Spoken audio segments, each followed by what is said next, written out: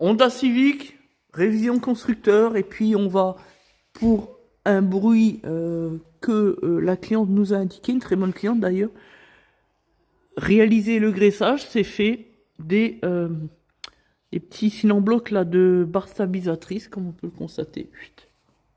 Voilà. Quand on prend un Dodan par exemple, on peut entendre un... En fait, on a les cylindres blocs qui sont secs. Donc, on commence par une pointe de dégrippant, un dégrippant spécifique, et puis après une graisse spécifique. Voilà, c'est bon. Ensuite, on a également un jeu. On va appeler la cliente pour lui indiquer au niveau de la biellette de direction, pas la rotule, la biellette. Donc, côté crémaillère. Avant, droite. Voilà pour les éléments du véhicule, principe de transparence. On termine par la désinfection avec SNDD comme d'habitude. Membre du réseau Plus que Pro comme nous. Virucide, bactéricide, tout simplement. C'est le top, ce qui se fait de mieux en matière de désinfection.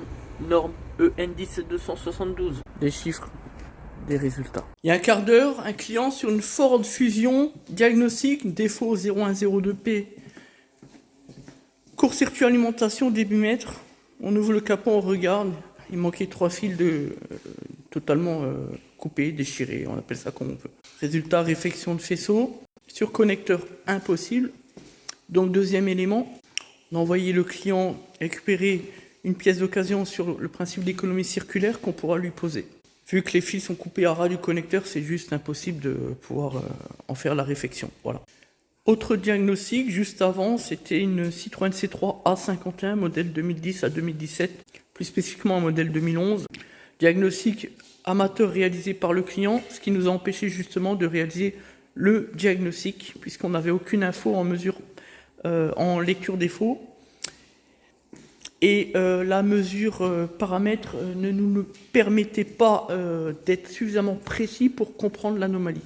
D'autant qu'il existe pour un véhicule de 212 000 km, avec un système brevet PSA sur l'additivation, une pression de Vurancelle curieusement et assez anormalement basse, faible.